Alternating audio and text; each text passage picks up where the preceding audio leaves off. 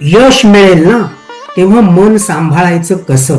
अपयशातून खचण्यापासून स्वतःला थांबायचं कसं? मन चंचल होईल तेव्हा त्याला स्थिर कसं करायचं? कर्म करताना ताण कमी कसा करायचा? नात्यांमध्ये समत्व कसं आणायचं? इच्छा, राग, लोभ यांना कसं समजून घ्यायचं? आपल्या स्वभावात सत्व, रज आणि तम यांचा प्रभाव कसा ओळखायचा? कदाचित हा तुमच्या जीवनातील एक महत्वाचा प्रवास असणार आहे. थोडा वेळाकरता इथे लक्ष देणं आवश्यक आहे. कधी असा अनुभव घेतला आहे का? सगळं काही ठीक असूनही मनात काहीतरी अस्वस्थता आहे. आपण खूप मेहनत करतो पण मनाला कधी समाधान मिळत नाही. कधी निर्णय घ्यायचा असतो, हे करू की ते करू. कधी नात्यांमध्ये प्रश्न निर्माण होतात, कधी पैशाची चिंता, कधी भविष्याची चिंता, कधी शरीराची काळजी आणि कधी रात्री शांत बसल्यावर एक प्रश्न मनात येतो, शेवटी मी हे सगळं का करतोय? शेवटी मी हे सगळं का करते? जर असे प्रश्न तुमच्या कधी मनात आले असतील तर हा जो प्रवास आहे ना, हा तुमच्यासाठी आहे. गीतेची सुरुवात होते अर्जुनाच्या संभ्रमापासून. अर्जुन योद्धा आहे, त्याच्याकडे सामर्थ्य आहे, अनुभव आहे, ज्ञान आहे, पण युद्ध भूमीवर एक क्षण त्याचं मन ढासळतं. त्याला काय करावं हे कळेनासं होतं आणि तो श्रीकृष्णाला विचारतो, मी काय करू? आणि इथून सुरू होते भगवद्गीता. मित्रांनो नमस्कार, मी योग शिक्षक अजय जोगळेकर. भगवद्गीतेच्या या 18 दिवसाच्या सुंदर प्रवासामध्ये मी तुमचं मनापासून स्वागत करतो. आज आहे डे 0 म्हणजे शुभारंभ आणि आजचा पहिला संदेश हा या संपूर्ण 18 दिवसाच्या प्रवासातील एक महत्वाचा संदेश असणार आहे. जीवनात उत्तम मिळण्यापूर्वी जीवनाकडे योग्य काय ते मागण्याची तयारी असायला हवी, नव्हे काय? आपण अनेकदा समस्येचे उत्तर शोधत राहतो, पण आपल्या जीवनात नेमकं काय आपल्याला मिळवायचं आहे, नेमकं काय आपल्याला हवं आहे हेच आपल्याला माहिती नसतं. श्रीमद भगवत गीता इथे आपल्याला सर्वप्रथम थांबवते आणि स्वतःकडे पाहण्यास सांगते आणि विचारायला सांगते, मी कुठे उभा आहे, मी कुठे उभी आहे, मला खरंच काय हवं आहे? जे मी करतो आहे ना ते योग्य आहे का? माझ्या निर्णयामागे भीती आहे की समज?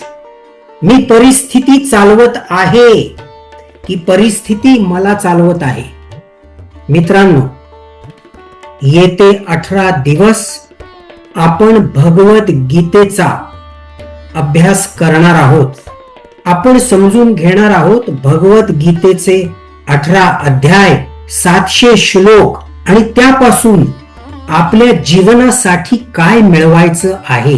मूळ उद्देश हा नाही की भगवद्गीतेविषयी 18 दिवसामध्ये आपली माहिती वाढावी, तर मूळ उद्देश हा आहे की 18 दिवसांनंतर आपल्याला स्वतःबद्दलच अधिक समजावं. तेव्हा सर्वांना एक छोटी विनंती आहे, या कोर्सला फक्त ऐकायचं नाही तर त्याला जगायचं आहे. दररोज साधारणतः अर्धा तास स्वतःसाठी राखून ठेवा. फोन बाजूला ठेवा, शांत बसा, गीतेतील श्लोक समजून घेऊ, त्याचा अर्थ समजून घेऊ आणि मग हे अनुभव करण्याचा प्रयत्न करू की हा अध्याय, हे श्लोक माझ्या जीवनामध्ये कुठे लागू पडतात आणि त्यापासून मला काय नवीन मिळवता येईल. आणखीन एक महत्वाची गोष्ट, गीता आपल्याला समस्या नाहीसे करण्याचे वचन देत नाही, पण ती आपल्याला समस्या पाहण्याची आणि हाताळण्याची एक नवीन दृष्टी देते. परिस्थिती तीच राहणार आहे, पण आपण त्या परिस्थितीवर सामना करण्याची आपली पद्धत, आपल्या योजना नक्कीच बदलू आणि तेव्हाच आपण बदलू लागू, आपलं जीवन बदलू लागेल आणि त्याच परिस्थितीतून येणारे अनुभव हे आपल्यासाठी सुंदर होऊ लागतील.